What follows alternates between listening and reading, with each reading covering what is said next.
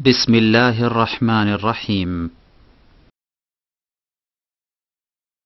ومن أحسن قولا ممن دعا إلى الله وعمل صالحا وقال إنني من المسلمين. قل إنما أنا بشر مثلكم يوحى إلي أنما إلهكم إله واحد فمن كان يرجو لقاء ربه فليعمل عملا صالحا ولا يشرك بعبادة ربه أحدا. السلام عليكم ورحمة الله وبركاته. إن الحمد لله نحمده ونستعينه ونستغفره ونعوذ بالله من شرور أنفسنا ومن سيئات أعمالنا من يهده الله فلا مضل له ومن يضلله فلا هادي له وأشهد أن لا إله إلا الله وحده لا شريك له وأشهد أن محمدا عبده ورسوله. يا أيها الذين آمنوا اتقوا الله حق تقاته ولا تموتن إلا وأنتم مسلمون. يا أيها الناس اتقوا ربكم الذي خلقكم من نفس واحدة وخلق منها زوجها وبث منهما رجالا كثيرا ونساء واتقوا الله الذي تساءلون به والأرحام إن الله كان عليكم رقيبا. يا أيها الذين آمنوا اتقوا الله وقولوا قولا سديدا يصلح لكم أعمالكم ويغفر لكم ذنوبكم ومن يطع الله ورسوله فقد فاز فوزا عظيما. أما بعد فإن خير الحديث كتاب الله وخير الهدي هدي محمد صلى الله عليه وسلم وشر الأمور محدثاتها وكل محدثة بدعة وكل بدعة ضلالة وكل ضلالة في النار. أعوذ بالله من الشيطان الرجيم. بسم الله الرحمن الرحيم. وما آتاكم الرسول فخذوه وما نهاكم عنه فانتهوا. وقال الله تعالى في موضع آخر فمن كان يرجو لقاء ربه فليعمل عملا صالحا ولا يشرك بعبادة ربه أحدا. মহান আল্লাহর সমস্ত প্রশংসা যে আল্লাহ আমাদেরকে সৃষ্টি করেছেন এবং আমাদেরকে এই উম্মতের যে উম্মতকে আল্লাহ পাক রব্বুল আলামিন শ্রেষ্ঠ উম্মত বলে আখ্যায়িত করেছেন সেই উম্মতের অন্তর্ভুক্ত হওয়ার তৌফিক দান করেছেন। দরুদ ও সালাম নাযিল হোক নবী মুহাম্মদ রাসূলুল্লাহ সাল্লাল্লাহু আলাইহি ওয়াসাল্লামের উপর, যার দ্বারা আল্লাহ পাক রব্বুল আলামিন তার সত্য দিন, তার মনোনীত দিনকে সম্পূর্ণ করেছেন। আল্লাহুম্মা সাল্লি আলাইহি আল্লাহুম্মা বারিক আলাইহি। আজকে রজব মাসের 24 তারিখ। আগামী কয়েকদিন পরেই নতুন আরেকটি মাস শুরু হবে, যে মাসের নাম হচ্ছে শাবান। আর তারপরেই এমন একটি মোবারক মাস রয়েছে যার নাম হচ্ছে মাহে রমাদান, বরকতময় মাস। আল্লাহ পাক রব্বুল আলামিন দিন এবং দুনিয়ার বহু বরকত নিহিত রেখেছেন এই রমজানুল মুবারক। একটি হাদিস এই রজব শাবানের মর্মে রয়েছে, যদিও হাদিসটি সম্পর্কে অনেক মুহাদ্দিসিনদের মত যে হাদিসটি যঈফ, যে নবী করিম সাল্লাল্লাহু আলাইহি সাল্লাম রজব মাসে দোয়া করতেন, আল্লাহ বারিক লানা ফি রজব ওয়া শাবান ওয়া বাল্লিগনা রমাদান। হে আল্লাহ, আমাদের রজব শাবানে বরকত দান করো এবং আমাদেরকে ভালোভাবে রমজান পর্যন্ত পৌঁছিয়ে দাও। যঈফ হাদিস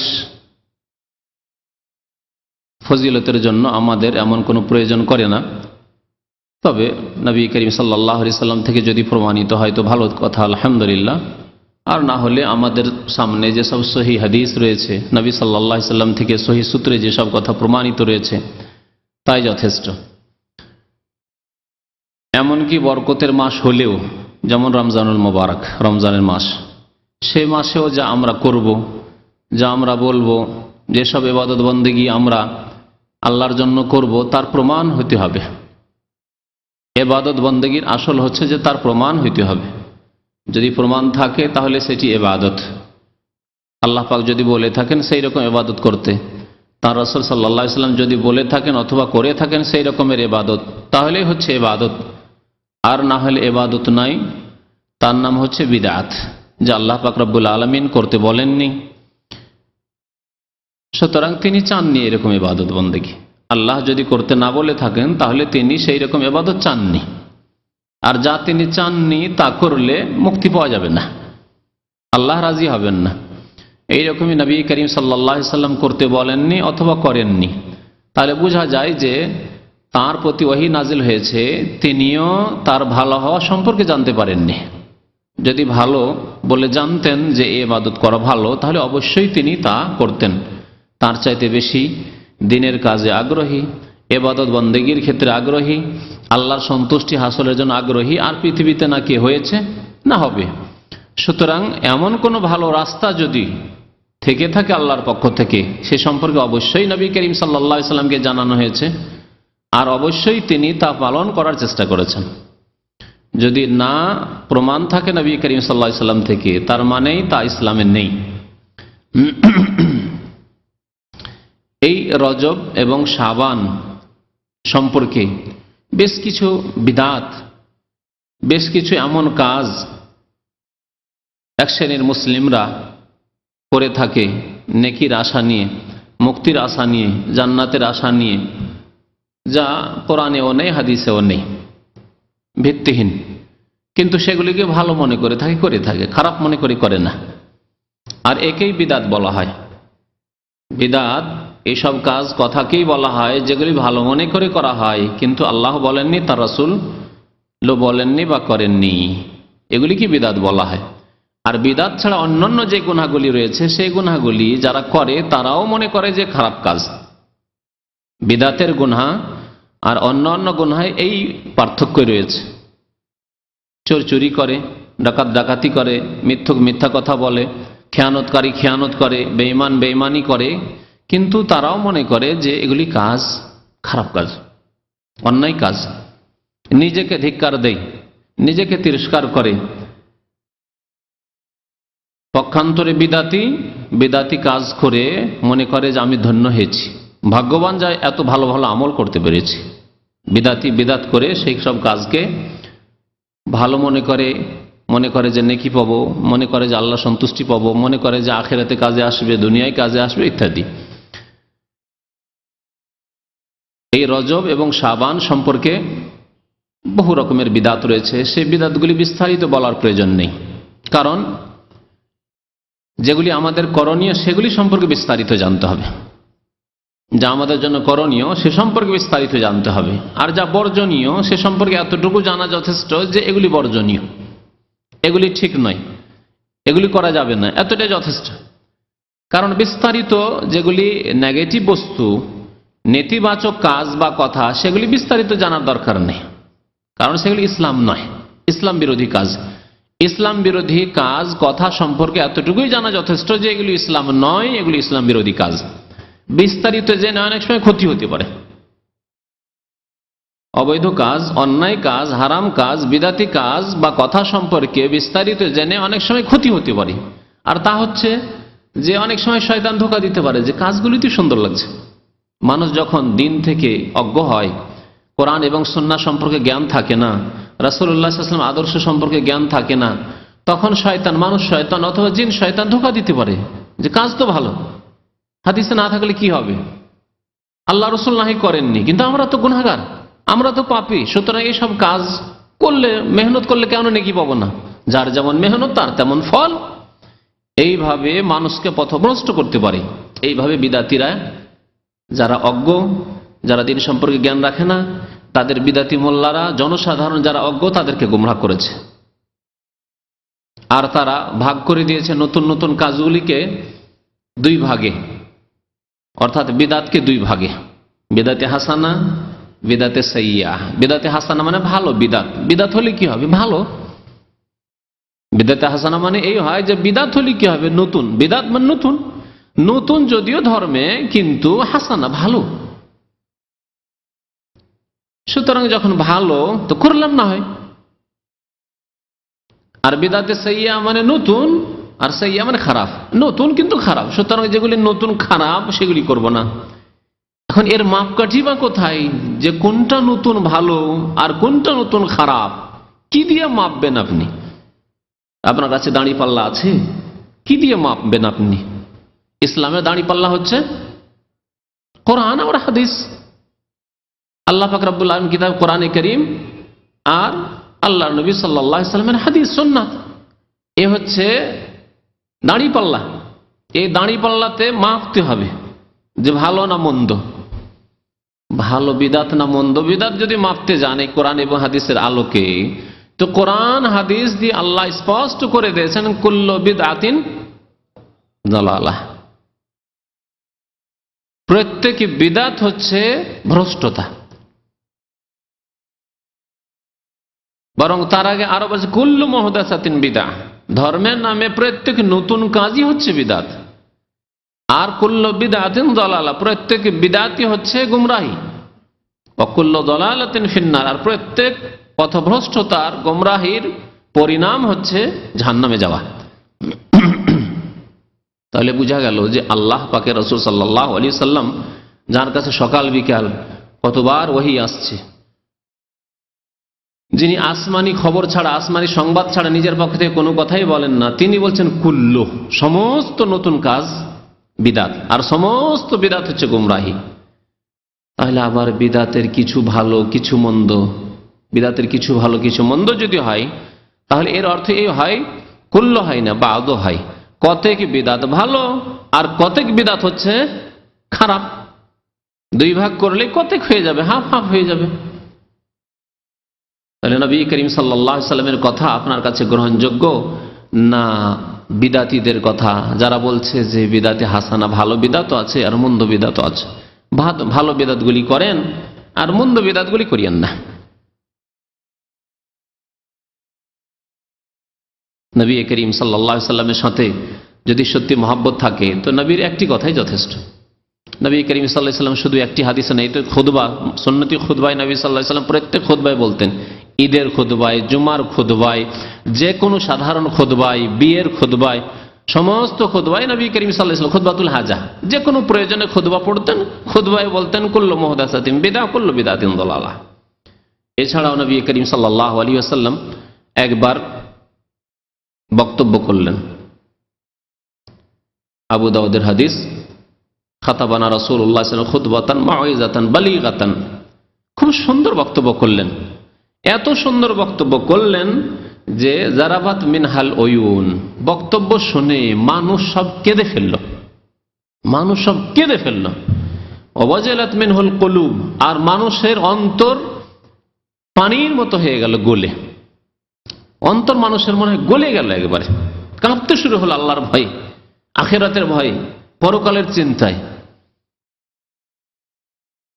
নবী করিম সাল্লাল্লাহু আলাইহি ওয়াসাল্লামের সাহাবারা বললেন, ইয়া রাসূলুল্লাহ ওয়াজতানা মাউইযাতান, এমন আপনি ওয়াজ করলেন, এমন বক্তব্য করলেন যে কান্নাহা মাউইযাতু মুওয়াদ্দি', যে মনে হচ্ছে যে আপনি আমাদেরকে বিদায় করছেন। যেন মানুষ বিদায় করলে তখন আবেগে কথা বেরোয় যে এরপর আর দেখা হবে না, বিদায়ের সময়ের কথা।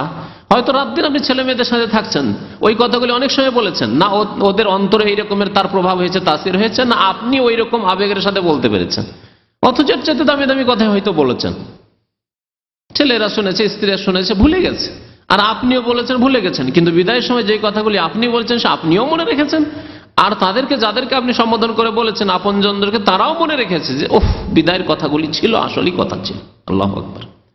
কান্নাহা মাউইযাতু মুওয়াদ্দি', মনে হচ্ছে যে আপনি আমাদেরকে বিদায় করছেন, বিদায় ভাষণ মনে হচ্ছে ইয়া রাসূলুল্লাহ আপনার। ফাউসিনা, হতে পারে যে বিদায় ভাষণ, সুতরাং আপনি আমাদেরকে কিছু আর উপদেশ দেন, বিশেষ কিছু ওসিয়ত করুন। নবী করিম সাল্লাল্লাহু আলাইহি ওয়াসাল্লাম বললেন যে দেখো, ফাইন্নাহু মান ইয়াইশ বাদি মিনকুম ফাসায়ারা ইখতিলাফান কাসীরা, আমার পরে তোমাদের যে কেউ বেঁচে থাকবে, আমি ইন্তেকাল করে যাওয়ার পরে, মান ইয়াইশ বাদি মিনকুম, তোমাদের মধ্য থেকে যারাই বেঁচে থাকবে, তাহলে সাহাবায়ে কেরামদের যুগেই ইখতিলাফ শুরু হয়ে যেতে পারে। এই কথা নবী করিম সাল্লাল্লাহু আলাইহি ওয়াসাল্লাম বলছেন।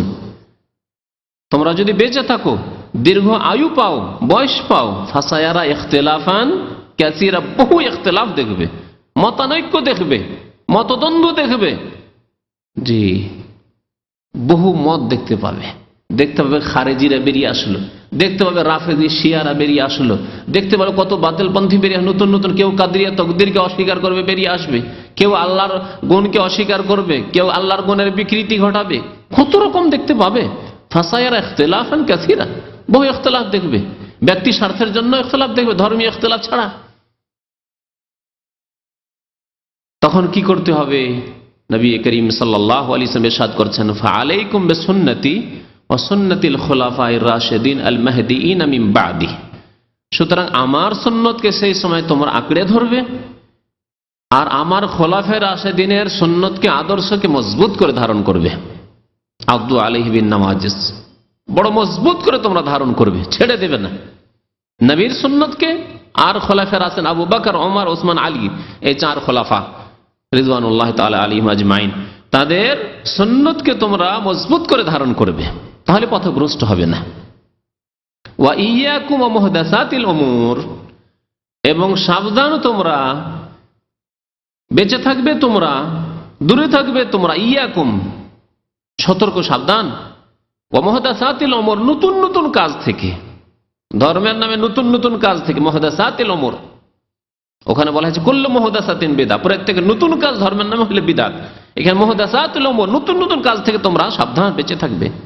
ফাইন্না কুল্লা মুহদাসাতিন বিদআহ, কারণ প্রত্যেক নতুন কাজ হচ্ছে বিদআত।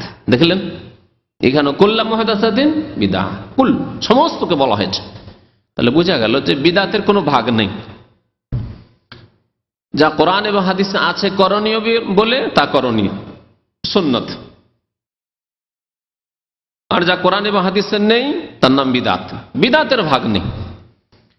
সুন্নত গুলি হচ্ছে ভালো, সুন্নত মানেই ভালো। আল্লাহর নবীর তরিকা, সাহাবায়ে কেরামের তরিকা, সাহাবায়ে কেরাম যেহেতু কোনো নতুন তরিকা নিয়ে আসেননি, তারা নবী সাল্লাল্লাহু আলাইহি ওয়াসাল্লামের তরিকার উপরেই ছিলেন, সুতরাং সেটি হচ্ছে ভালো। এজন্য সুন্নত হচ্ছে হাসানা, বিদআত হাসানা হতে পারে না।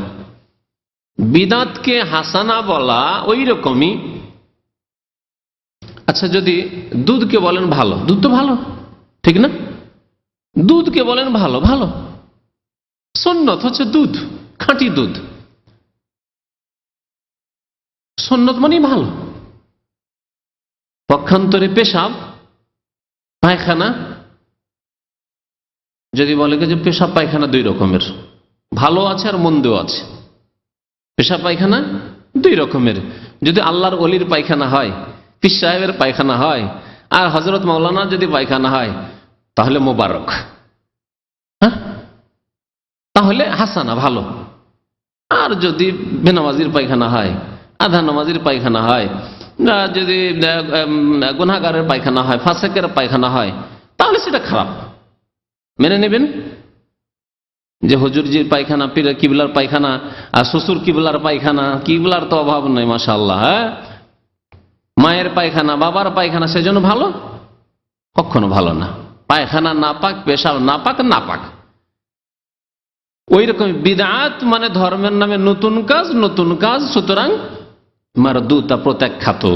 মা আয়েশা রাদিয়াল্লাহু তাআলা আনহার প্রসিদ্ধ হাদিস মুসলিম শরীফে রয়েছে, মান আমিলা আমালান লাইসা আলাইহি আমরুনা ফাহুয়া রাদ্দুন। যেই ব্যক্তি এমন কোন আমল করলো, আমল করলো না, নয় বেআমল নয়, বেনামাজি নয়, আমল করলো, তাহলে বোঝা গেল যে নামাজ পড়েও রোজা রেখেও যদি কেউ বিদআত করে, ভালো কর্ম করে, আমল করে, তার সাথে সাথে বিদআত করে, তাহলে যাবে জাহান্নামে। যেমন যাবে বেনামাজি, যেমন যাবে বেরোজগার, যেমন যাবে গুনাহগার ফাসিক, তেমনি যাবে বিদআতি ফাসিক যারা, তারাও জাহান্নামে যাবে। মান আমিলা আমালান, যারা এমন কোন আমল করলো যে আমল লাইসা আলাইহি আমরুনা, সেই আমল আমার আদর্শ মোতাবেক নয়, নবী করিম সাল্লাল্লাহু আলাইহি ওয়াসাল্লাম সেই আমল করেননি, করতেও বলেননি, অনুমতি দেননি, এইরকম কোন আদর্শ ছেড়ে যাননি। আপনি ভালো বললেন যে রজব মাস, আর রজব মাসে শুনেছি নাকি যে সবে মেরাজ হয়েছে, আল্লাহর নবী মেরাজ গেছেন, সুতরাং আমরা তো আর মেরাজ যেতে পারবো না, তো আমাদের মেরাজ হচ্ছে কিছু আমল করা, আমাদের মেরাজ হচ্ছে কিছু আমল করা, সুতরাং কিছু ভালো আমল করি। যদি বলা হয় আল্লাহর নবী তো করেননি, আল্লাহর নবী না করলে কি হবে, তার ব্যাপার স্যাপার, আগের পরের গুনাহ মাফ, তার কথা আর আমাদের কথায়, কোথায় নেতাজি আর কোথায় পিয়াজির কথা বলছেন আপনি? এই কথাই তো বলেছিলেন তিনজন সাহাবী এসে, নবী করিম সাল্লাল্লাহু আলাইহি ওয়াসাল্লাম কিভাবে তাদেরকে শাসন করেছিলেন, তাই না? নবী সাল্লাল্লাহু আলাইহি ওয়াসাল্লাম হাদিসটি শেষ করি, মান আমেলা আমালান, যে ব্যক্তি এমন কোন আমল করলো যে আমল আমার আদর্শ মোতাবেক না, আমার সুন্নাত মোতাবেক নয়, ফাহুয়া রাদ্দুন, তা প্রত্যাখ্যাত, কবুল করবেন না। আল্লাহ কোনো ফল দিবেন না, ভালো ফল দিবেন না। হ্যাঁ, খারাপ ফল পাওয়া যাবে, বিদআত করলে জাহান্নাম পাওয়া যাবে, কারণ আল্লাহ রাসূল বলেছেন কুল্লু দালালাতিন ফিন্নার। মনে রাখতে হবে যে ইবাদত তখনই ইবাদত হবে যখন দুইটো শর্ত আপনি পেশ করতে পারবেন তার সাথে। ইবাদত তখনই ইবাদত হবে যখন দুইটি শর্তের সাথে আপনি ইবাদত পেশ করতে পারবেন। একটি হচ্ছে সেই কাজ, সেই আমল আল্লাহর জন্য করতে হবে। মানুষের জন্য যদি করেন, মানুষের জন্য করার বিভিন্ন অর্থ হইতে পারে, মানুষকে খুশি করার জন্য, মানুষের চাপে, মানুষের ভয়ে, অথবা মানুষের জন্য। মানুষ কি দিলেন আপনি? লোক দেখানো করলেন, লোকের ভয়ে করলেন, অথবা আল্লাহর জন্য একেবারেই করলেন না, আপনি আল্লাহ ছাড়া অন্যকেই দিলেন আপনি। যেমন কবর মাজারে গিয়ে যারা মাজারকে সেজদা করে, মাজারে গিয়ে পীরের সন্তুষ্টি কামনার জন্য সেখানে খাসি মোরগ জবাই করে, পীর বাবার কাছে সন্তান চায়, পীর বাবার কাছে রোগের আরোগ্যতা কামনা করে, এগুলি আল্লাহ ছাড়া অন্যকে ইবাদতগুলি দিয়ে দিল এক। আর দ্বিতীয় হচ্ছে যে না, আল্লাহর কাছেই চাইলো কিন্তু লোক দেখানো, দোয়া মুনাজাত ধরেছে, আর দেখছে লোকজন দেখছে আরো ভালো করে একবার খুব কাঁদা শুরু করেছে দেখানোর জন্য, যে মালিক দেখলো যে আসলে তো ছেলেটা খুব ভালো ছেলে, খুব ধার্মিক ছেলে। মানুষের প্রিয় ভাজন হওয়ার জন্য, ভালোবাসা নেওয়ার জন্য, অথবা মানুষের অনিষ্ট থেকে, ক্ষতি থেকে বাঁচার জন্য। যে মানুষ হয়তো ক্ষতি করছে, জেলের কয়েদি, আর জানছে জেলে দুই একটা অফিসার আছে, মুসলমান অফিসার, আর একটু ধার্মিকতা আছে, এদের সামনে যদি কেঁদে কেটে আল্লাহর কাছে দোয়া করি তো ভয় পেয়ে যাবে লোকগুলি, জেলের অফিসারগুলো ভয় পেয়ে যাবে, কোনো জুলুম অত্যাচার করবে না। আর আমার দিকে বিশেষ খেয়াল রাখবে যে ছেলেটা তো খুব ভালোই, কয়েদি তো খুব ভালো, হতে পারে আমাকে ছেড়েও দিতে পারে। পার্থিব উদ্দেশ্যে কাঁদা কাটা আর দোয়া করা ইত্যাদি ইবাদত বন্দেগীর কিছু কাজ করা, এগুলি কিসের জন্য? পার্থিব উদ্দেশ্যে, কারো অনিষ্ট থেকে বাঁচার জন্য বা কারো কাছ থেকে কিছু লাভবান হওয়ার জন্য। তাহলে গেল শিরক, এগুলি সব শিরক। আর এর বিপরীত হচ্ছে ইখলাস, একমাত্র আল্লাহর জন্য কাজ হইতে হবে, আপনার দুনিয়ার কোনো স্বার্থ থাকবে না, আল্লাহ ছাড়া অন্যের জন্য করবেন না আপনি। দ্বিতীয় শর্ত হচ্ছে একমাত্র প্রিয় নবী মুহাম্মদ রাসূলুল্লাহ সাল্লাল্লাহু আলাইহি সাল্লামের আদর্শ সুন্নত মোতাবেক আপনার কাজকর্ম হইতে হবে। প্রথম আপনাকে আমল করার আগেই দেখতে হবে যে এই কাজ আল্লাহ রাসূল করেছেন, করতে বলেছেন কিনা। আপনি 5 ওয়াক্ত নামাজ এই জন্য পড়েন, রাসূলুল্লাহ সাল্লাল্লাহু আলাইহি সাল্লাম পড়েছেন, পড়তে বলেছেন। সাল্লু খামসাকুম, তোমরা তোমাদের 5 ওয়াক্ত নামাজ পড়ো। সুমু শাহরাকুম, রমজান মাসে তোমরা রোজা রাখো, তাই রাখছি। নবী সাল্লাল্লাহু আলাইহি ওয়াসাল্লাম রমজান মাসে রোজা রেখেছেন, রাখতে বলেছেন। আল্লাহ বলেছেন কুতিবা আলাইকুমুস সিয়াম, তাই আমরা রাখছি। আল্লাহ যাকাত দিতে বলেছেন, তাই দিচ্ছি। আল্লাহ হজ করতে বলেছেন, তাই হজ করছি। আল্লাহ উমরা করতে বলেছেন, তাই উমরা করছি। 1 সফরে আমরা পাইকারি হারে 2টা 4টা 10টা 20টা করে উমরা এই জন্যই করি না যে নবী করিম সাল্লাল্লাহু আলাইহি ওয়াসাল্লাম 1 সফরে 1টি করে উমরা করেছেন। দেখেন কত আমরা সুন্নতের পাবন, যে নবী সাল্লাল্লাহু আলাইহি ওয়াসাল্লাম 1 সফরে 1টি উমরা করেছেন, সুতরাং তার বেশি আমরা করব না। যদি তার বেশি করা বেশি ফজিলতের কাজ হতো, তাহলে এই রাস্তা সম্পর্কে নবী সাল্লাল্লাহু আলাইহি ওয়াসাল্লাম সবচেয়ে বেশি জানতেন। নিশ্চয় জানছেন যে না, এটা ভালো কাজ নয়। সেই জন্য তিনি কষ্ট করে 7 দিন যেতে, 7 দিন আসতে, 14 দিন কষ্ট করার পরে একটা উমরা করে ফিরে আসছে। আমরা বেশি চতুর চালাক, যে 80টা টাকা ফেলে দিব পানিতে, আর মাত্র একটা উমরা করে বেকুবের মতো ফিরে আসবো, না 5টা উমরা করব, 7টা 8টা উমরা করব। খুব বেশি চালাক। এত বেশি চালাক হলে যাবে জাহান্নামে যেতে হবে। নবী করিম সাল্লাল্লাহু আলাইহি ওয়াসাল্লাম আল্লাহ সম্পর্কে, আল্লাহর দ্বীন সম্পর্কে সবচেয়ে বেশি জানতেন। আনা আ'লামুকুম বিহি, নবী সাল্লাল্লাহু আলাইহি ওয়াসাল্লাম কি বলছেন? আনা আখশাকুম লিল্লাহ ওয়া আ'লামুকুম বিহি, আমি সবচেয়ে বেশি আল্লাহকে ভয় করি, আর আমি সবচেয়ে বেশি আল্লাহ সম্পর্কে, আল্লাহর দ্বীন সম্পর্কে জানি। কখন বলেছিলেন? ওই 3টি লোকের ঘটনায়, যে 3টি লোক বলেছিল যে নবী করিম সাল্লাল্লাহু আলাইহি সাল্লামের আমল বেশি নয়, তাতে কি অসুবিধা নেই, আল্লাহর নবীর ব্যবহার স্বভাব আলাদা, কোথায় তিনি, কোথায় আমরা। আইনা নাহনু মিন মুহাম্মাদিন সাল্লাল্লাহু আলাইহি ওয়াসাল্লাম ওয়া আইনা নাহনু মিন রাসূলিল্লাহ সাল্লাল্লাহু আলাইহি ওয়াসাল্লাম, কোথায় আল্লাহর রাসূল, কোথায় আমরা গুনাহগার পাপী তবে, আর তার আগের ওয়াকাত গাফারাল্লাহু লাহু মা তাকাদ্দামা মিন যামবি মা তাআখার, তার আগের পরের গুনাহ মাফ। সুতরাং তিনি রাত্রে ঘুমান, রাত্রে কিছুক্ষণ তাহাজ্জুদ পড়েন, আবার মাঝে মাঝে রোজা রাখেন, মাঝে মাঝে দিনে পানাহার করেন, তিনি বিয়ে শাদী করেছেন, তার ব্যাপার। কিন্তু আমাদের না, আমাদের আরো বেশি আমল করতে হবে। তাই একজন কি বলল? ওসাল্লিল লাইলা ওয়ালা আনামু আবাদা, সারা রাত নামাজ পড়বো আর জীবনে কোনোদিন রাত্রে বিছানায় যাব না, ঘুমাবো না বলে ঘুম হারাম করে নিল একজন নিজের উপর। আর একজন বলছে কি, ওয়াম্মা আনা ফাসুমুন নাহারা ওয়ালা উফতির আবাদা, আমি সারা জীবন রোজা রাখবো, সারা জীবন ধরে রোজা রাখবো, কখনো দিনে পানাহার করব না। নবী করিম সাল্লাল্লাহু আলাইহি ওয়াসাল্লাম বলেছেন, খুব বেশি যদি রোজা রাখতে হয় তো দাউদ আলাইহিস সালামের রোজা রাখো। কিরকম? ইয়াসুমু ইয়াওমান ওয়া ইফতারু ইয়াওমান, একদিন রোজা রাখেন আর একদিন ইফতার করেন, দিনে পানাহার করেন। আর সারা বছর ধরে রোজা রাখবেন জায়েজ নয়। সেই লোকটি বলল, আমি সারা জীবন রোজা রাখবো। তৃতীয় লোক বলছে যে আম্মা আনা ফাতাজিলুন নিসা ওয়ালা আতাজাওয়াজু আবাদা, আমি এক্ষুনি গিয়ে আমার স্ত্রীকে তালাক দিয়ে দেবো, তার বাবার বাড়ি পাঠিয়ে দেবো। ওয়ালা আতাজাওয়াজু আবাদা, জীবনে বিবাহ শাদী করবো না। আতাজিলুন নিসা থেকে বোঝা যায় যে তার স্ত্রী ছিল, তার থেকে আলাদা হয়ে যাব, মানে ওকে জোড়া করে দেবো, তালাক দিয়ে দেবো, দিয়ে আর জীবনে বিবাহ শাদী করবো না। নবী করিম সাল্লাল্লাহু আলাইহি ওয়াসাল্লাম তাদের কথা যেমনই শুনতে পেলেন, নবী সাল্লাল্লাহু আলাইহি ওয়াসাল্লাম তখন ছিলেন না, শুনতে পেলেন যে এইরকম কথাবার্তা বলে গেল, হয়তো বিবিদের কাছ থেকে শুনতে পেলেন, তাড়াতাড়ি করে ডাকলেন লোকগুলিকে। চলে যাচ্ছিল, সামান্য একটু দূরে গিয়েছে। শোনো শোনো শোনো শোনো, কি বলছিলেন? আনতুমাল্লে যে কুলতুম কাজা ওয়া কাজা, তোমরা এইসব কথাবার্তা বলছিলেন। আমি ইয়া রাসূলুল্লাহ, জি হ্যাঁ ইয়া রাসূলুল্লাহ। নবী করিম সাল্লাল্লাহু আলাইহি ওয়াসাল্লাম বললেন যে দেখো, এই কথাটি বলেছেন, আম্মা আনা, আমার কথা শুনে রাখো, যে আনা আখশাকুম লিল্লাহ, সবচেয়ে বেশি আল্লাহকে ভয় করি, তোমাদের চাইতে আল্লাহকে বেশি ভয় করি। সারা পৃথিবীর সবচেয়ে বেশি যিনি আল্লাহকে ভয় করেছেন তিনি মুহাম্মদুর রাসূলুল্লাহ সাল্লাল্লাহু আলাইহি ওয়াসাল্লাম। ওয়া আ'লামুকুম বিহি, আর সবচেয়ে বেশি আল্লাহ সম্পর্কে, আল্লাহর দিন সম্পর্কে জানি। তাহলে যেই ব্যক্তি আল্লাহর দিন সম্পর্কে সবচেয়ে বেশি জানেন, তিনি জানতেন না যে রজব মাসে কি করতে হবে, তিনি জানতেন না যে শাবান মাসে কি করতে হবে, তিনি করলেন না, তিনি করতে বললেন না, আর আমরা বুঝে নিলাম যে না, ভালো কাজ আরো আছে, করতে হবে। অথবা নবী করেননি তাই বলে আমাদের করতে হবে না। কত বড় গুমরাহি! লা তুকাদ্দিমু বাইনা ইয়াদাইল্লাহি ওয়া রাসূল, সূরা হুজরাতের 1 নম্বর আয়াত। আল্লাহ বলছেন, ইয়া আইয়ুহাল্লাযীনা আমানু, হে মুমিনগণ, লা তুকাদ্দিমু বাইনা ইয়াদাইল্লাহি ওয়া রাসূলিহি, আল্লাহ এবং রাসূলের আগে বাড়িও না। যে আল্লাহ করতে বললেন না, রাসূলও করতে বললেন না, আর তার আগে বেড়ে যাবে না, আমাদের আরো বেশি করতে হবে। লা তুকাদ্দিমু বাইনা ইয়াদাইল্লাহি ওয়া রাসূলিহি ওয়াত্তাকুল্লাহ, আল্লাহকে ভয় করো। যথেষ্ট, আল্লাহ যা চেয়েছেন তাই আদায় করতে পারেন না। নিজের হিসাব করেন যে কতদিন আপনার ফজরের জামাত ছুটছে, হিসাব করেন যে কতদিন আপনার তাকবীরে তাহরিমা ছুটছে। একদিনের আজকের হিসাবে 5 ওয়াক্ত নামাজ তাকবীরে তাহরিমা আউয়াল ওয়াক্ত সহ পেয়েছেন আপনি। মসজিদের হক, নবী সাল্লাল্লাহু আলাইহি ওয়াসাল্লাম বলছেন মসজিদে গিয়ে 2 রাকাত নামাজ পড়তে পেরেছেন আপনি তাহিয়াতুল মসজিদ 5 ওয়াক্ত না। এইরকম কত যে নেকির রাস্তা রয়েছে যেগুলি নবী করিম সাল্লাল্লাহু আলাইহি ওয়াসাল্লাম আমাদের মাঝে ছেড়ে গিয়েছেন, সেসবের আমরা পরোয়া করি না, সেসবের প্রতি ভক্তি নেই। বহু সুন্নত আমরা সাফ করে দিয়েছি, নেই দেশে, জানেই না মানুষ। তাহিয়াতুল মসজিদ আমাদের দেশের মানুষরা জানেই না, জানলে জানে যে একটা নামাজ আছে, কিন্তু আমলের দিক দিয়ে নেই, বরং এর বিরোধিতা আছে।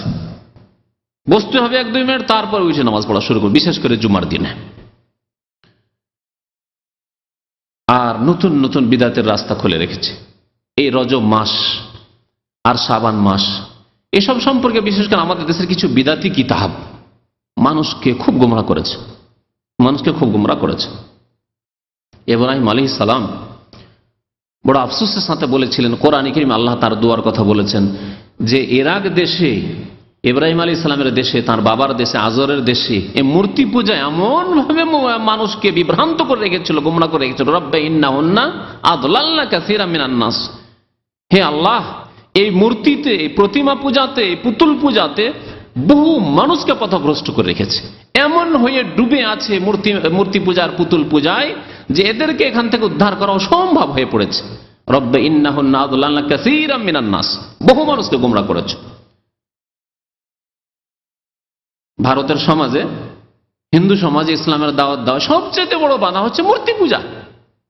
লিঙ্গ পূজা থেকে শুরু করে নদী পূজা, আর পাহাড় পূজা, পর্বত পূজা, গঙ্গা পূজা, যমুনা পূজা, পূজার শেষ নেই। দুনিয়ার সবকিছু, এদের পূজা, বাদর পূজা, হনুমান পূজা, সবকিছুর পূজা। ইন্নাহুন্না আযলালনা কাসীরাম মিনান নাস, এই আল্লাহ ছাড়া অন্যের পূজা সবচেয়ে বড় বাধা সত্যকে গ্রহণে। অন্ধ হয়ে গেছে, অন্ধ হয়ে গেছে। ঠিকই তেমনি মুসলিম সমাজে, ভারত, বাংলাদেশ, পাকিস্তানে ধর্মের নামে, ধর্মীয় কিতাবের নামে যেসব কিতাব রয়েছে, এই কিতাবগুলি বহু মানুষকে গুমরাহ করেছে। আল্লাহু আকবার। আমি মাঝে মাঝে আয়াতটা নিজে নিজে মনে মনেও পড়ি, আর আমি আলোচনা বক্তব্য বলি বহু সময়। রব্বে ইন্নাহুন্না আদলাল্না কাসীরাম মিনান নাস, ইব্রাহিম আলাইহিস সালাম বলেছেন মূর্তির কথা, আর আমি বলছি আমাদের দেশের বিদাতি কিতাবের কথা আর বিদাতি মৌলবীদের কথা, মোল্লাদের কথা। রব্বে ইন্নাহুন্না আদলাল্না কাসীরা মিনান নাস। এই বিদাতি মোল্লা, মৌলবী আর বিদাতি কিতাব বহু মানুষকে গুমরাহ করে রেখেছে। হক কথা আমি আপনি কজন পৌঁছাচ্ছি, আর বহু বিদাতি গুলো আর বহু বিদাতি কিতাব সমাজে ছড়িয়ে গেছে। এত বড় কিতাব মাকসুদুল মুমিনিন আছে, রজব মাসের ফজিলতের কথা, শাবান মাসের ফজিলতের কথা, ওই নিয়ামুল কোরআনে আছে, ওই বেহেশতি জিওয়ারে আছে। কথা বুঝতে পেরেছেন? এগুলো হলো ধর্মীয় কিতাব। ইন্নাহুন্না আদলাল্না কাসীরা মিনান নাস। বহু মানুষকে পথভ্রষ্ট করেছে এইসব কিতাবে।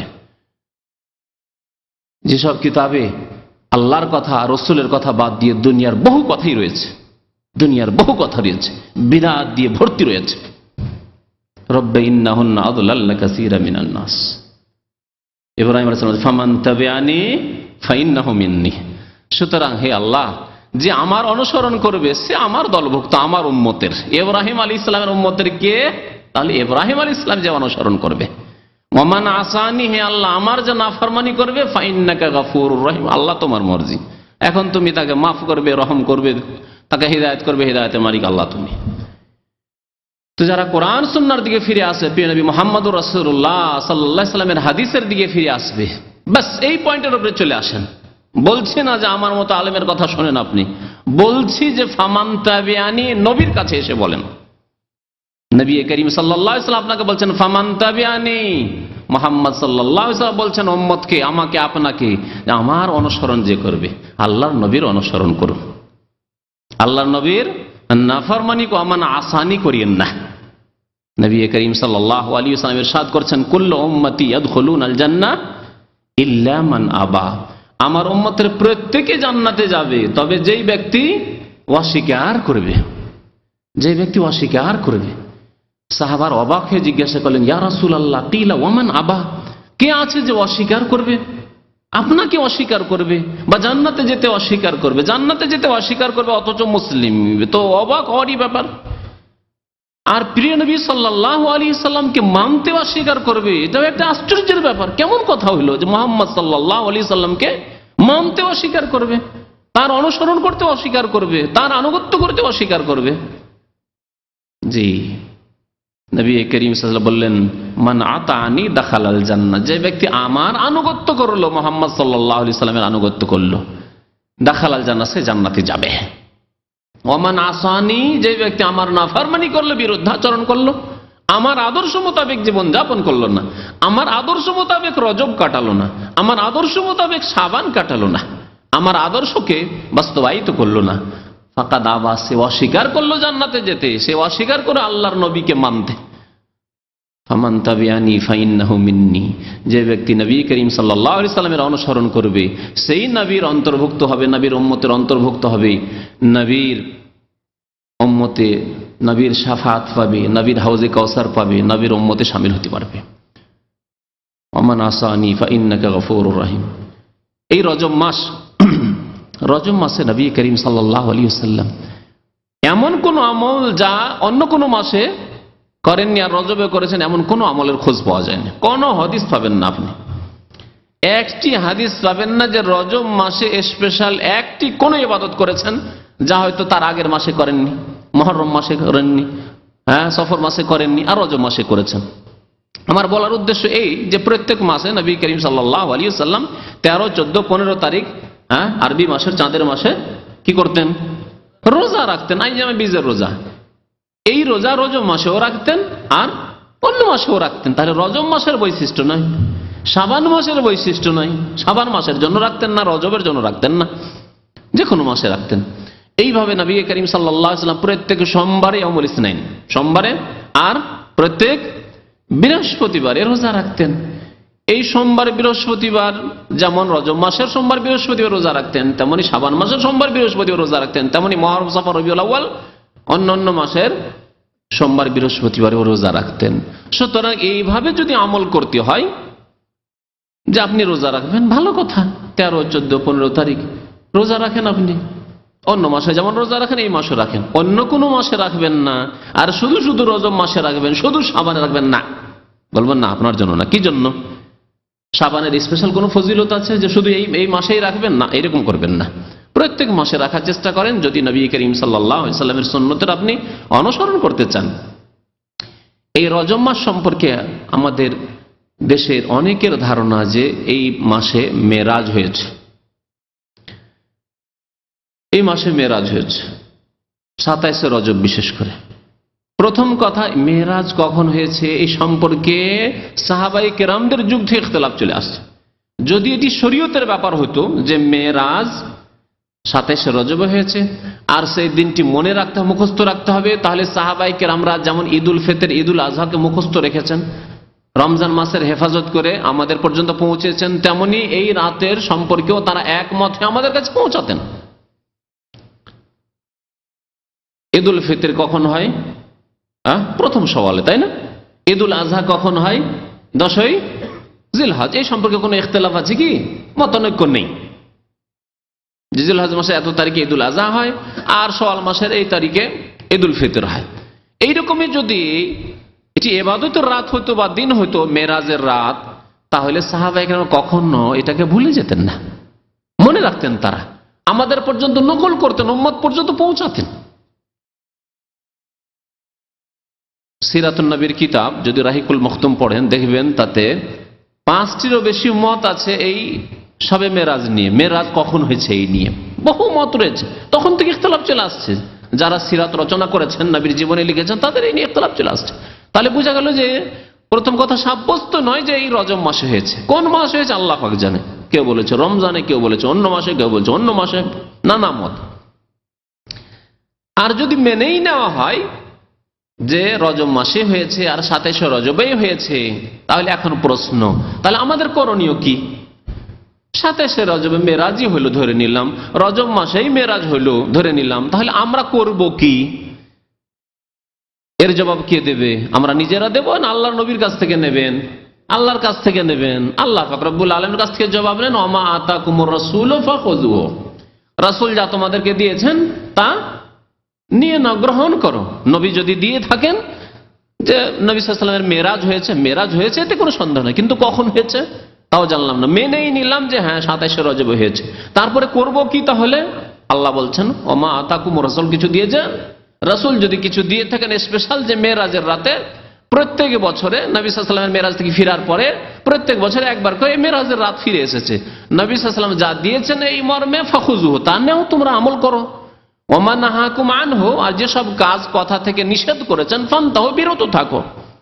নবী করিম সাল্লাল্লাহু আলাইহি ওয়াসাল্লাম ধর্মের নামে নতুন কাজ থেকে বাধা দিয়েছেন, সাবধান করেছেন। ওয়া ইয়াকুম ওয়া মুহদাসাতিল উমুর, নতুন কাজ থেকে তোমরা সাবধান, দূরে থাকো।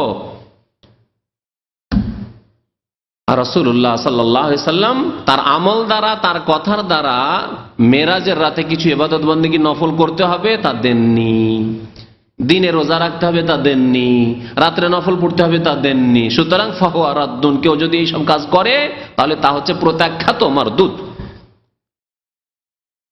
মুখে ছুড়ে দেওয়া হবে। ওয়া কুল্লু দালালাতিন ফিন্নার, আর প্রত্যেক গুমরাহির পরিণাম জাহান্নামে যাওয়া হবে, জাহান্নামে যেতে হবে। কাল কিয়ামতে হাসরের মাঠে কত না আশাবাদী আমরা হব, আর সবাই আশাবাদী ইনশাআল্লাহ তাআলা। এই উম্মতের, নবী করিম সাল্লাল্লাহু আলাইহি ওয়াসাল্লামের উম্মতের প্রত্যেকে, নারী পুরুষ ছোট বড় সবাই আশাবাদী যে প্রিয় নবী সাল্লাল্লাহু আলাইহি ওয়াসাল্লাম মোবারক হাত থেকে হজে কাউসার একটু পানি খাবো, সবাই আশাবাদী। কিন্তু আশা করলেই পাওয়া যায় না, আশা মোতাবেক কর্ম করতে হবে।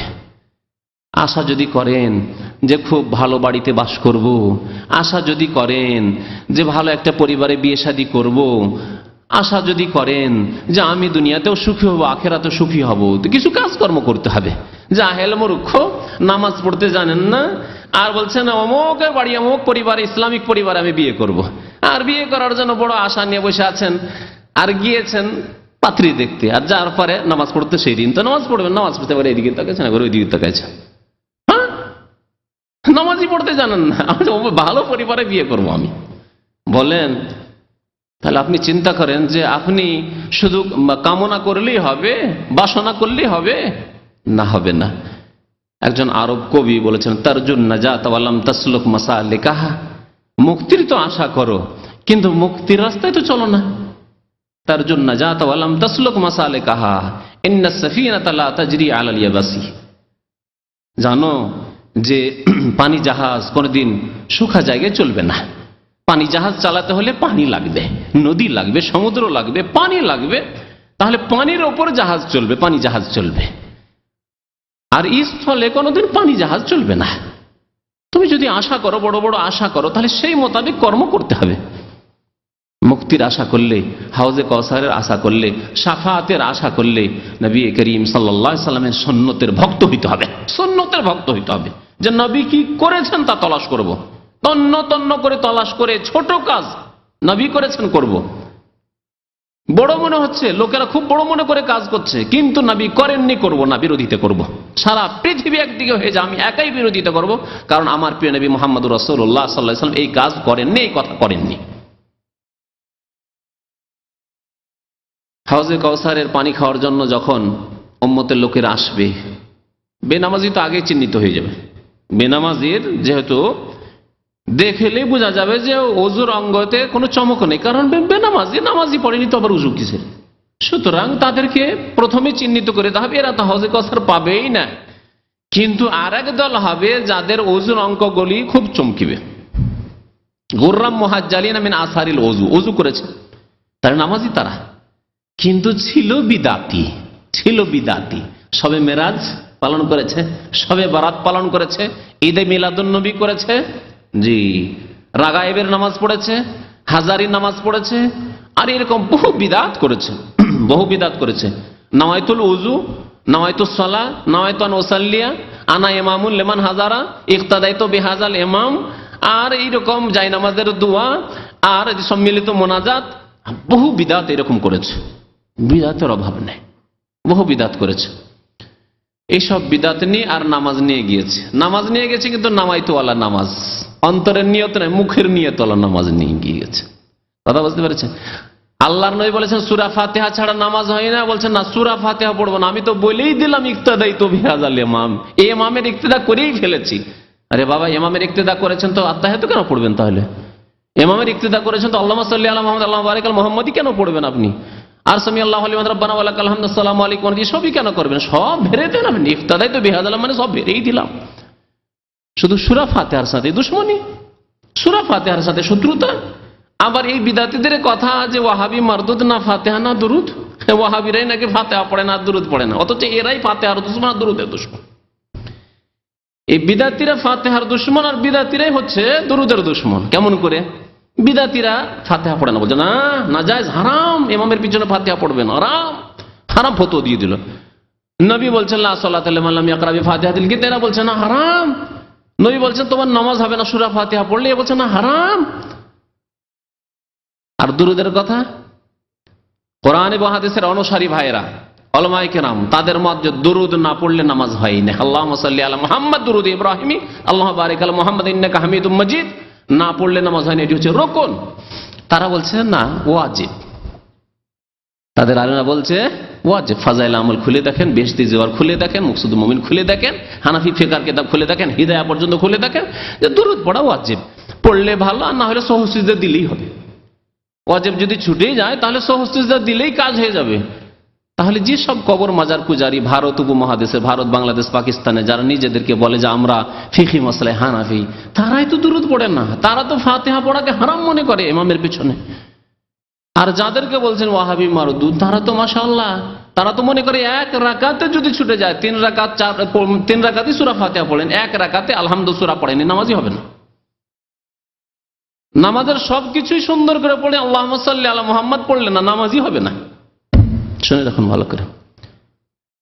তো কাল কিয়ামতে হাসরের মাঠে যখন আসবে, নামাজি কিন্তু বিদাতি, নামাইতো পড়া নামাজি, ইক্তাদাইতু বিহাজাল ইমাম পড়া নামাজি, নামাজি কিন্তু বিদাতি। এই সবে মেরাজ করা নামাজি, রাগায়েবের নামাজ পড়া নামাজি, বিদাতি, বিদাতি নামাজি।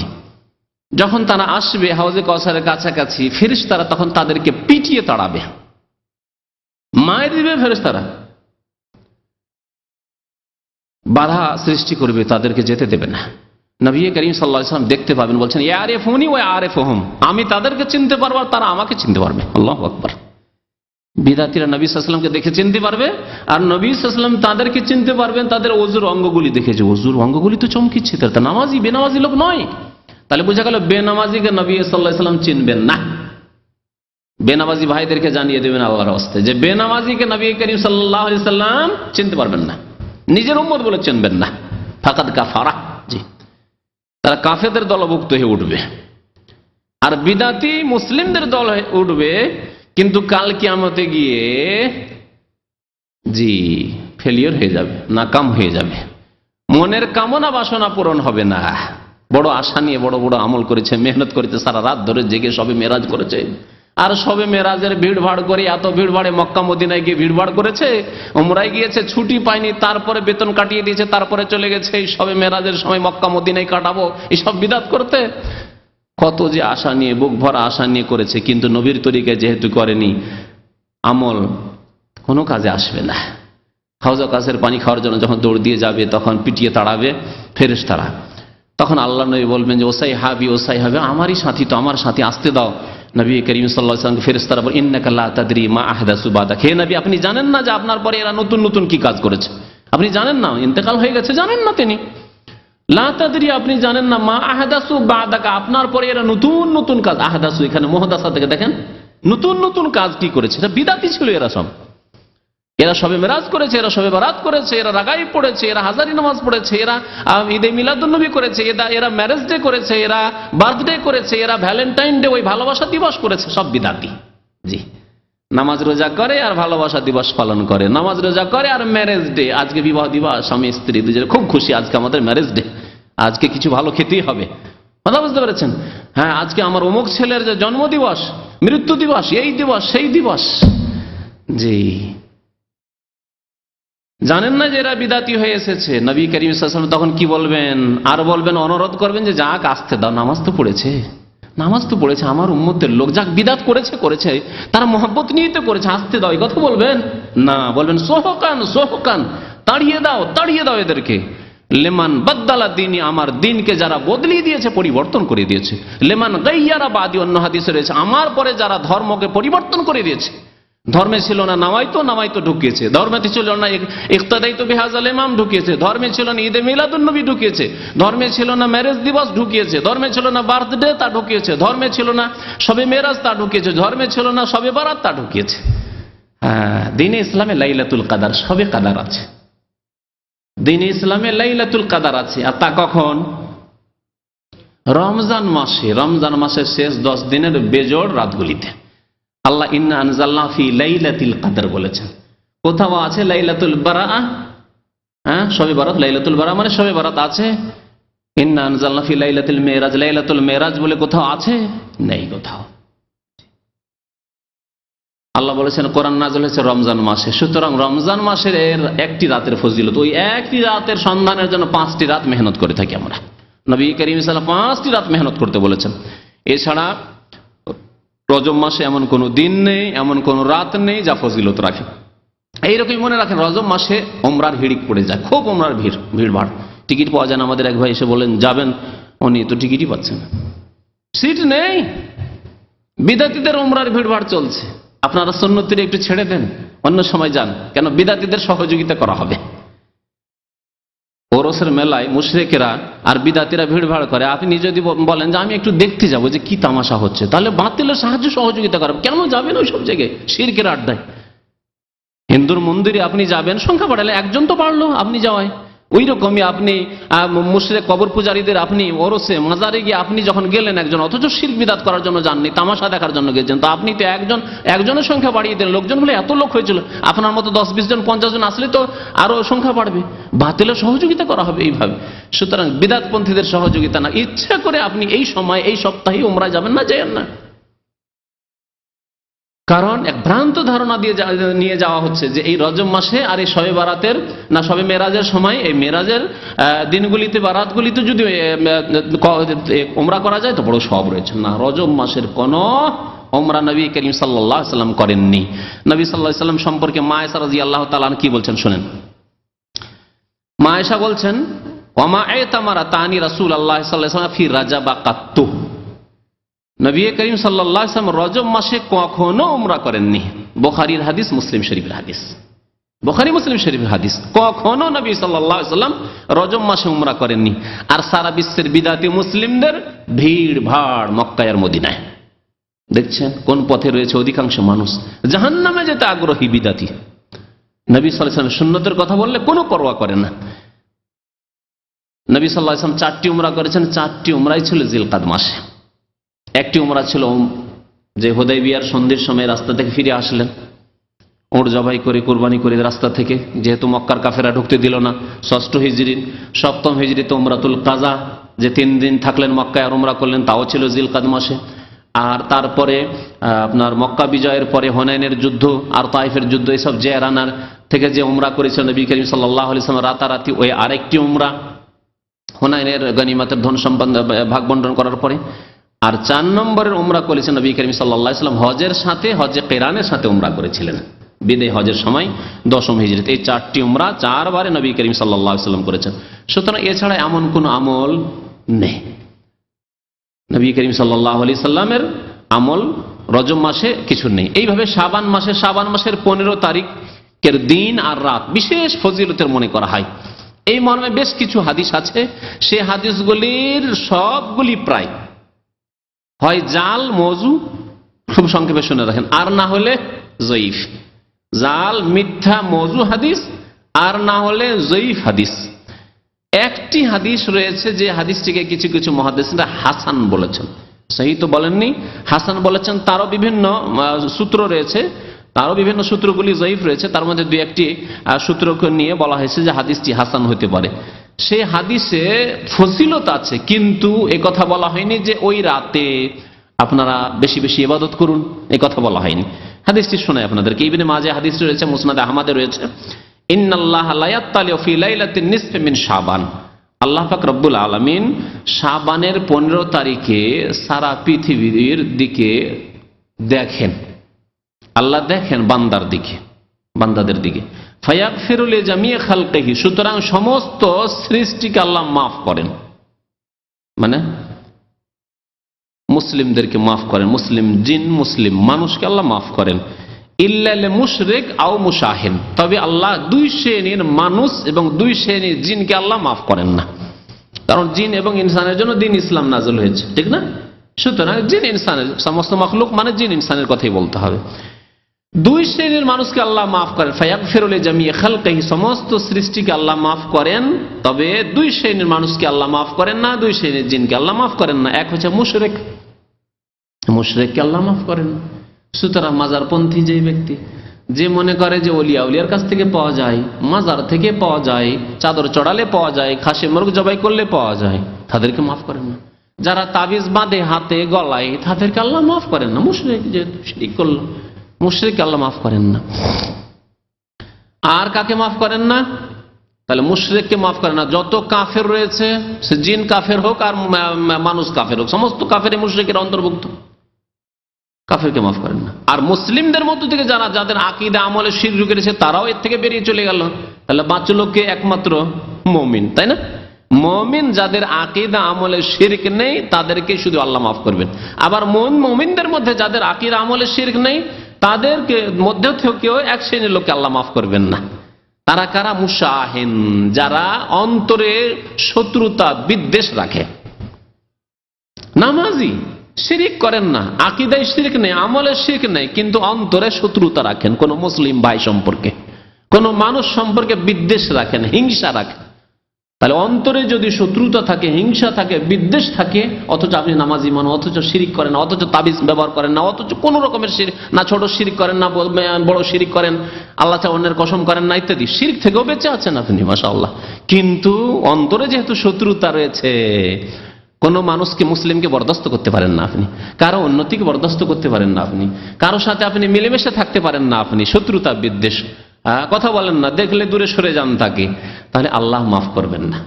এই হাদিসটিকে হাসান বলেছেন আল্লামা আলবানী রাহমাতুল্লাহ আলাইহি। কিন্তু এই হাদিসে কি বলা হয়েছে যে এই রাত জেগে জেগে ইবাদত করো?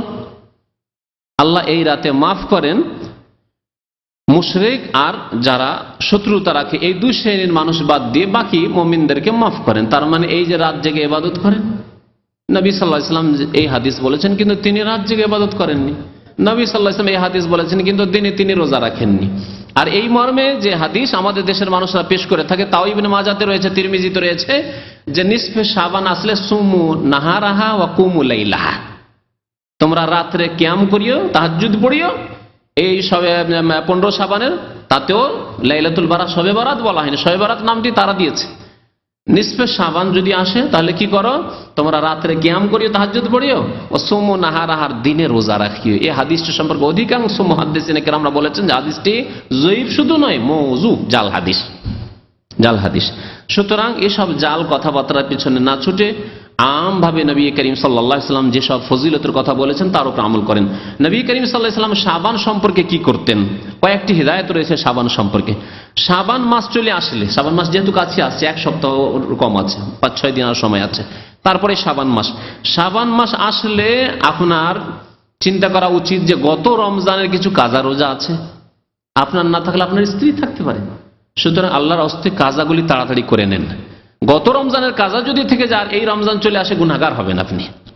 মা আয়েশা রাদিয়াল্লাহু তাআলা আনহা সময় পেতেন না নবী সাল্লাল্লাহু আলাইহি ওয়াসাল্লামের খেদমতের জন্য, কিন্তু শাবান আসলে যতগুলি কাজা থাকতো তাড়াতাড়ি করে কাজাগুলিকে সেরে নিতেন। তাহলে কাজা রোজা যদি থাকে, পুরুষের হোক আর নারী হোক, এই মাসেই সেরে নিতে হবে। 2 নম্বর হচ্ছে যে শাবান মাসে বেশি বেশি নফল রোজা রাখা, বেশি বেশি, অনির্দিষ্ট, নির্দিষ্ট কোনো দিনের নয়, শুধুই 15 শাবানে নয়, অনির্দিষ্ট বেশি বেশি নফল রোজা রাখা শাবান মাসে নবী করিম সাল্লাল্লাহু আলাইহি ওয়াসাল্লামের সুন্নত। তাহলে আপনি বেশি বেশি রোজা রাখেন, প্রথম শাবান থেকে শুরু করে যত পারেন রোজা রাখেন, বিশেষ করে 15 শাবানের আগ পর্যন্ত বা 20 শাবান পর্যন্ত এই দিকটাই রোজা রাখেন, শেষ দিকে রোজা না রেখে। নবী করিম সাল্লাল্লাহু আলাইহি ওয়াসাল্লাম শাবান মাসের বেশিরভাগ দিনগুলিতে রোজা রাখতেন, যা বুখারী মুসলিমের বিভিন্ন রিওয়ায়াতে রয়েছে। মা আয়েশা রাদিয়াল্লাহু তাআলা আনহা বর্ণনা করেছেন, মা রাআইতু রাসূলুল্লাহ সাল্লাল্লাহু আলাইহি ওয়াসাল্লাম ইসতাকমালা সিয়ামা শাহরিন ইল্লা রমাদান। নবী করিম সাল্লাল্লাহু আলাইহি ওয়াসাল্লামকে রমজান মাস ছাড়া অন্য কোনো মাসের পুরা মাস রোজা রাখতে দেখিনি, অন্য কোনো মাসে পুরা মাসে রোজা রাখেননি। ওয়া মা রাআইতু আকসারা সিয়ামান মিনহু ফি শাবান, আর শাবানের চাইতে বেশি রোজা নবী সাল্লাল্লাহু আলাইহি ওয়াসাল্লামকে অন্য কোনো মাসে আর রাখতে দেখিনি। তার মানে শাবান মাসে নবী করিম সাল্লাল্লাহু আলাইহি ওয়াসাল্লাম বেশি বেশি রোজা রাখতেন, যাতে করে এই নফল রোজা রাখার মাধ্যমে একটা অভ্যাস হয়ে যায়। তারপর রমজান মাস আসলে সহজে রোজা রাখতে পারেন আপনি। তবে শেষ দিকে রোজা রাখতে নিষেধ করেছেন, এজন্য শেষ 10 দিনে, শাবান মাসের শেষ 10 দিনে রোজা না রাখাই ভালো। আর বিশেষ করে রমজান শুরু হতে যাচ্ছে তার 2-3 দিন আগে থেকে এই দিনগুলিতে একেবারে রোজা রাখা নিষিদ্ধ।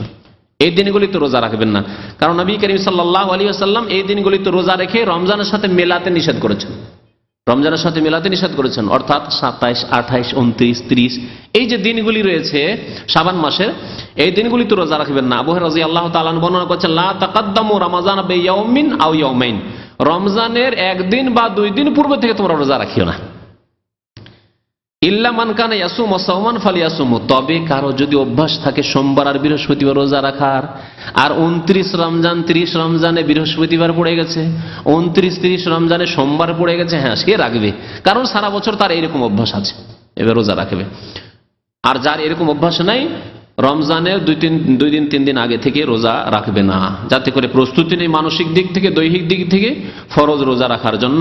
আর সন্দেহের দিনে নবী করিম সাল্লাল্লাহু আলাইহি ওয়াসাল্লাম রোজা রাখতে নিষেধ করেছেন। সন্দেহের দিন ওই দিনটিকে বলা হয় যেই দিন 30-এ শাবানও হইতে পারে, আবার প্রথম রমজানও হইতে পারে, কারণ ইসলামিক মাস আরবি মাস 29 হয়, আবার 30 হয়। তাহলে 29 যখন হয়ে গেল, 29 শাবান, তারপরের দিনটা কি হতে পারে, 30-এ শাবানও হতে পারে, আবার প্রথম রমজানও হতে পারে, রমজানের প্রথম তারিখও হতে পারে। এই দিনটাকে বলা হয়েছে ইয়াউমুশ শাক। নবী করিম সাল্লাল্লাহু আলাইহি ওয়াসাল্লামের একটি হাদিস রয়েছে, আবু হুরায়রা রাদিয়াল্লাহু তাআলা বর্ণনা করেছেন, মান সামা ফিল ইয়াউমিল্লাযী ইউশাক্কু ফি, যেই ব্যক্তি এমন দিনে রোজা রাখলো যেই দিন সম্পর্কে সন্দেহ রয়েছে, যে রমজানের প্রথম তারিখও হতে পারে, আবার শাবানের 30 তারিখ হতে পারে, ফাকাদ আসা আবুল কাসিম সাল্লাল্লাহু আলাইহি ওয়াসাল্লাম, সেই ব্যক্তি প্রিয় নবী মুহাম্মদ সাল্লাল্লাহু আলাইহি ওয়াসাল্লাম যার কুনিয়াত, যার উপনাম হচ্ছে আবুল কাসিম, তার বড় ছেলের নাম যেহেতু কাসিম ছিল, আবুল কাসিম সাল্লাল্লাহু আলাইহি ওয়াসাল্লামের সেই ব্যক্তি নাফরমানি করল। সুতরাং শেষ দিকে রোজা রাখবেন না। বাকি এই শবে বারাতের রোজা, শবে বারাতের রাতের ইবাদত না, না রাতের ইবাদত রয়েছে না দিনের রোজা রয়েছে, নির্দিষ্ট করে শুধুই 15 তারিখের রোজা রাখা না। 15 তারিখে যদি সোমবারের রোজা হয়, 15 তারিখে যদি বৃহস্পতিবার রোজা হয়, আর আপনার গত মাসেও রাখা অভ্যাস ছিল, তার আগের মাসেও রাখা অভ্যাস ছিল, তাহলে রাখেন। আর শুধু শুধু ওই দিনে রোজা রাখবেন না, বা আগে পরে কিছু রোজা রাখেন আর তার সাথে সাথে রাখেন, এই বিশ্বাস নিয়ে নয় যে এই 15 শাবানের বিশেষ কোনো ফজিলত আছে এই জন্য রাখছে, এইরকম উদ্দেশ্য নিয়ে নেয়। যদি রাখেন নফল রোজা হিসাবে তাহলে অবশ্যই রাখতে পারেন, যেমন নবী করিম সাল্লাল্লাহু আলাইহি ওয়াসাল্লাম শাবান মাসে বেশি বেশি রোজা রেখেছেন। এছাড়া বহু বিদআত রয়েছে শাবান মাস সম্পর্কে। শাবান মাসের এই শবে বরাত সম্পর্কে ভ্রান্ত আকীদা রয়েছে যে এক বছরে যত লোক মারা গেছে তাদের আত্মাগুলি নাকি বাড়িতে ফিরে আসে। এগুলি বিদআতীদের ভিত্তিহীন কথাবার্তা।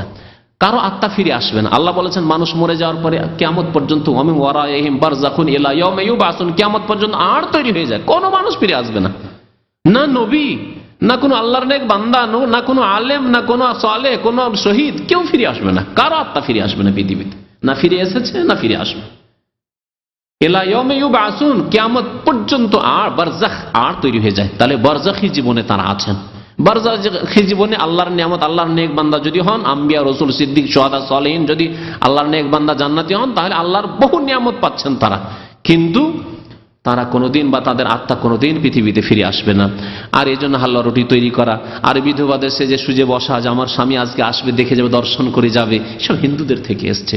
তারপরে কবরস্থানগুলিকে আলোকিত করা, আগরবাতি মোমবাতি দিয়ে ইত্যাদি সব বিদআত রয়েছে, বহু বিদআত রয়েছে যা ভারত উপমহাদেশে রয়েছে। হিন্দুদের পাশাপাশি বাস করে আমরা অনেকেই কালেমা তো পড়েছি, কিন্তু আমরা আদর্শের পরিবর্তন ঘটাইনি, আমরা আমলের কর্মের পরিবর্তন ঘটাইনি। আল্লাহ যেন আমাদেরকে নেক আমলের তৌফিক দান করেন, শিরক থেকে, বিদআত থেকে, কুসংস্কার থেকে বেঁচে থাকার তৌফিক যেন দান করেন, নবী করিম সাল্লাল্লাহু আলাইহি ওয়াসাল্লামের সুন্নতকে ভালোবাসার, সুন্নত মোতাবেক চলার যেন তৌফিক দান করেন। আমিন ইয়া রাব্বাল আলামিন। সাল্লাল্লাহু আলা নবিয়িনা মুহাম্মদ ওয়া আলা আলিহি ওয়া সাহবিহি আজমাইন।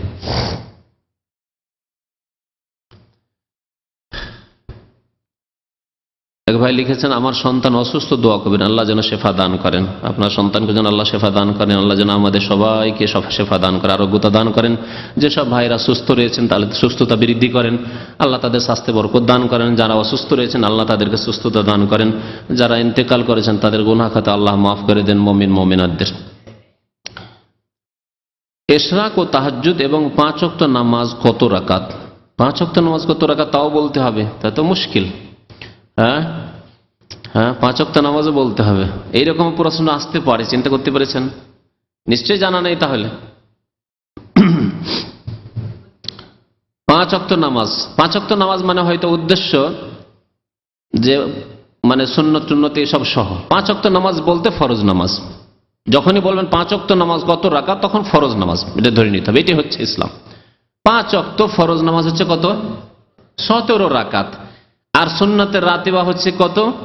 12 রাকাত অথবা 10 রাকাত। আব্দুল্লাহ বিন উমর হাদিসে 10 আছে, অর্থাৎ জোহরের আগে আপনি 2ও পড়তে পারেন, 4ও পড়তে পারেন। 4 পড়েন ভালো, তাহলে 12 করলেন আপনি। আর যদি জোহরের আগে 2 আর পরের 2 এইভাবে করেন তাহলে 10 হবে। 10-এর উপরে কেউ যদি আমল করে তবু অসুবিধা নেই, তবে 12 পড়লে ভালো। আর তাহলে হয়ে গেল 17 আর 12। 17 আর 12 কত রাকাত হইল? 29। আর বেতর হচ্ছে, বেতর কত রাকাত? 1 টাকা এখনো মানে গ্রহণ করতে চান না আপনারা। যদি 3 বলেন তার মানে তার কমে নেই, আর যদি বলেন 1 অথবা 3 অথবা, তাহলে ঠিক আছে, সুন্নতে এইভাবে বলবেন। কারণ নবী সাল্লাল্লাহু আলাইহি ওয়াসাল্লাম বহু সময়, একবার 2 বার না, আওতারা বিওয়াহিদা, আওতারা বিওয়াহিদা, আওতারা বিওয়াহিদা, বহু হাদিস আছে। তাহলে এই উপেক্ষা করা শুধু এই জন্য যে কোনো এক মাযহাবে এক কোন নামাজ নাই সেই জন্য না, মোটেই ঠিক না। নবী করিম সাল্লাল্লাহু আলাইহি ওয়াসাল্লামের হাদিসে আছে।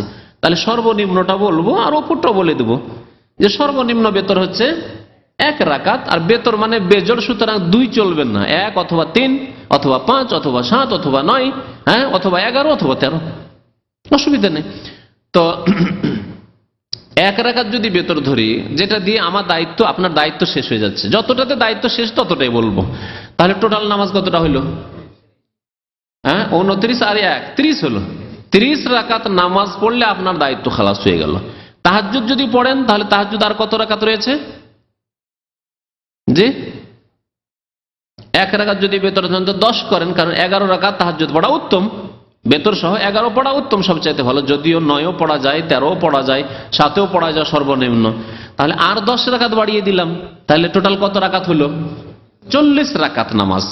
এই জন্য অনেক গবেষক ওলামারা বলেছেন নবী করিম সাল্লাল্লাহু আলাইহি সাল্লাম শত শত রাকাত নামাজ পড়ার সুন্নত রেখে যাননি। সারা জীবন নবী সাল্লাল্লাহু আলাইহি ওয়াসাল্লাম আমল ছিল দৈনিক 40 রাকাত নামাজ পড়া। আমি যে হিসাবটা করলাম কত সূক্ষ্ম হিসাব দেখেন, 40 একবার হুব হয়ে গিয়ে 40 যে ফিট হয়ে যাচ্ছে। নবী সাল্লাল্লাহু আলাইহি সাল্লাম দৈনিক 40 রাকাত নামাজ পড়তেন। খুব সহজ হিসাব, 17 রাকাত ফরজ, 12 রাকাত সুন্নাতে রাতেবা, আর 1 রাকাত বেতর, আর 10 রাকাত হচ্ছে, বা নবী সাল্লাল্লাহু আলাইহি সাল্লাম যেহেতু তাহাজ্জুদ সহ পড়তেন 11 রাকাত, হ্যাঁ না 17 আর 12 হয়ে গেল, আর 11, তাহলে 40 হলো। এই 40 রাকাত নামাজ নবী করিম সাল্লাল্লাহু আলাইহি সাল্লাম পড়তেন। আর কখনো কখনো নবী করিম সাল্লাল্লাহু আলাইহি সাল্লাম দুহার নামাজ পড়েছেন, সব সময় নয়, এগুলি অতিরিক্ত। জি, ইশরাক পড়েছেন, অতিরিক্ত এগুলি। যে আর বুজুর্গানের দিনের নামে কে নাকি 1 রাকাত, 1 রাতে 1000 রাকাত, কে 300, কে 500, কে 700, এগুলি তো নবী সাল্লাল্লাহু আলাইহি ওয়াসাল্লামের আদর্শ নয়, এত সংখ্যা নামাজ পড়া। সুতরাং এগুলি বেশি কিসসা কাহিনী বয়ান করা আর শোনা, এগুলি কোনো ভালো কাজ নয়। কারণ নবী করিম সাল্লাল্লাহু আলাইহি ওয়াসাল্লাম চাইতে বড় আদর্শ ব্যক্তি আর পৃথিবীতে না কেউ ছিল না হবে। নবী করিম সাল্লাল্লাহু আলাইহি ওয়াসাল্লাম আপনার জন্য যথেষ্ট। একজন মানুষ যদি তাহাজ্জুদ পড়তে পারে, এর চাইতে বড় নফল ইবাদত আর কিছু নেই। নফল ইবাদত সর্বোত্তম ইবাদত হচ্ছে কিয়ামুল লাইল, যার কথা আল্লাহ ইয়া আইয়ুহাল মুযাম্মিল কুমিল লাইলা ইল্লা, কোরআনে আল্লাহ বয়ান করেছেন ওমিনাল লাইলি ফাতাহাজ্জাদ বিহি, তাহাজ্জুদ পড়ো, সুবহানাল্লাহ। হ্যাঁ, ওয়াল মুস্তাগফিরিনা বিল আসার, ভোর রাত্রে আল্লাহর ইবাদত বন্দেগী করো। হ্যাঁ, বুঝতে পেরেছেন? বহু আয়াতে এরকম রয়েছে, তাতাজাফা জুনুবুহুম আনিল মাদাজি ইয়াদউনা রাব্বাহুম খাওফান ওয়া তামআ, বিছানা ছেড়ে দিয়ে তারা ইবাদত বন্দেগী করে। সুবহানাল্লাহ। কোরআনে কারীমে আল্লাহ তাহাজ্জুদের প্রশংসা করেছেন। যদি নফলই পড়তে হয়, তাহাজ্জুদ যথেষ্ট আপনার জন্য, যা নবী করিম সাল্লাল্লাহু আলাইহি ওয়াসাল্লাম নিয়মিত পড়তেন ফরজ নামাজের মতো, যথেষ্ট। সংখ্যা বাড়াবেন, এই অমুক অমুক অমুক বুজুর্গ 100 পড়েছেন, অমুক বুজুর্গ 200, 300, 500 পড়েছেন, এসব করার দরকার নেই।